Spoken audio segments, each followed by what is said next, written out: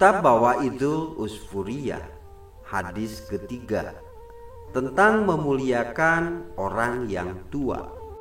Dari sahabat Anas bin Malik radhiyallahu an berkata, Rasulullah shallallahu alaihi wasallam bersabda, yang artinya, sesungguhnya Allah yang maha luhur melihat wajah orang yang sudah tua di waktu pagi dan sore.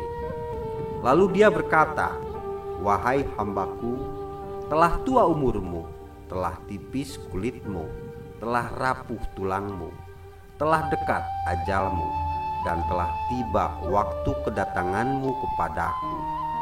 Maka malulah kepada aku, karena sesungguhnya aku pun malu tidak tega karena ubahmu, usia tuamu, untuk menyiksamu di dalam neraka.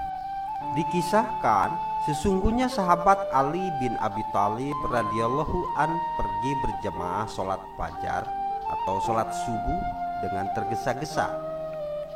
Lalu ia bertemu dengan orang tua di jalan yang berjalan di depannya dengan tenang dan santai dalam menempuh jalan.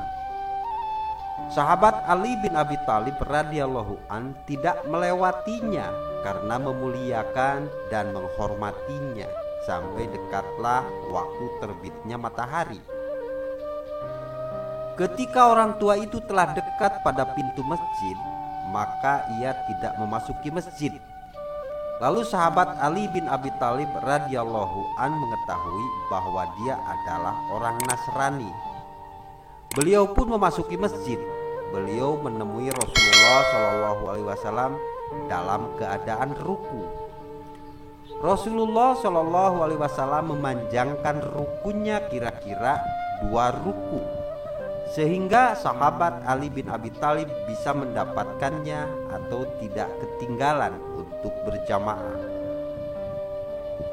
Ketika selesai sholat, seorang sahabat bertanya, wahai Rasulullah, mengapa engkau memanjangkan ruku di dalam sholat ini? Engkau tidak pernah melakukan seperti ini. Rasulullah Shallallahu Alaihi Wasallam pun menjawab, ketika aku ruku dan membaca Subhana Rabbiyal A'zimi wa bihamdi, Maha suci Tuhanku yang maha agung, sebagaimana wiridku, dan aku hendak mengangkat kepalaku, maka datanglah malaikat Jibril alaihissalam. Dia meletakkan sayapnya di atas punggungku dan menahanku lama. Ketika dia mengangkat sayapnya, aku pun mengangkat kepalaku. Lalu para sahabat bertanya, mengapa malaikat Jibril melakukan demikian?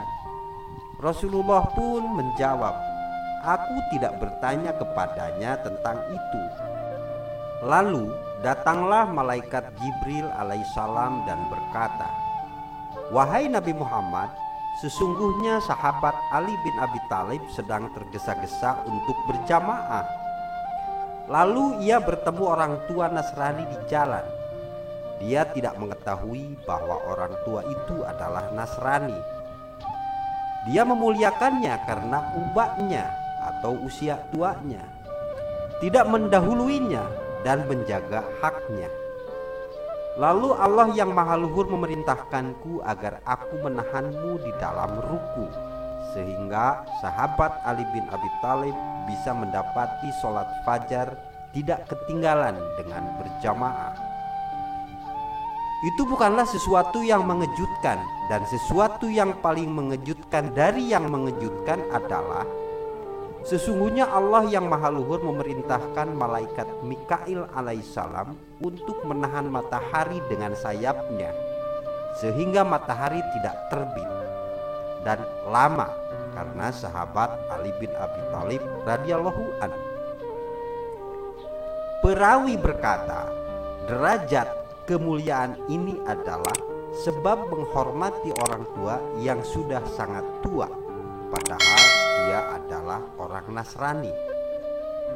Hikayat lain, ketika telah dekat wafatnya guru dari Syekh Abu Mansur al-Muturridi, semoga Allah yang maha luhur merahmati beliau, guru beliau pada waktu itu berumur 80 tahun. Lalu Syekh itu guru Syekh Abu Mansur, sakit dan memerintahkan Syekh Abu Mansur untuk mencari seorang budak yang berumur sama sepertinya, membelinya dan memerdekakannya. Syekh Abu Mansur pun mencari, namun tidak menemukan budak seperti itu.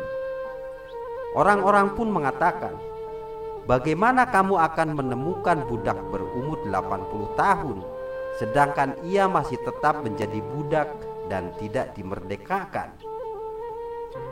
Syekh Abu Mansur, semoga Allah merahmati beliau, pun kembali kepada gurunya dan menceritakan kepadanya tentang ucapan orang-orang. Ketika gurunya mendengar ucapan ini, gurunya pun meletakkan kepalanya di atas tanah dan bersujud munajah kepada Tuhannya dan mengatakan, "Wahai Tuhanku, sesungguhnya makhluk tidaklah menanggung kemuliaannya tatkala budaknya berumur 80 tahun dengan masih tetap menjadi budak. Tetapi ia akan memerdekakannya. Lalu aku telah mencapai umur 80 tahun.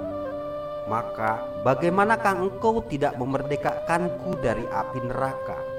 Sedangkan engkau adalah zat yang maha mulia, maha pemurah, maha agung, maha pengampun, lagi maha menerima syukur." Lalu Allah yang maha luhur pun memerdekakan gurunya wafat karena bagusnya ia memunajah. Wallahu alam bisawab. Wassalamualaikum warahmatullahi wabarakatuh.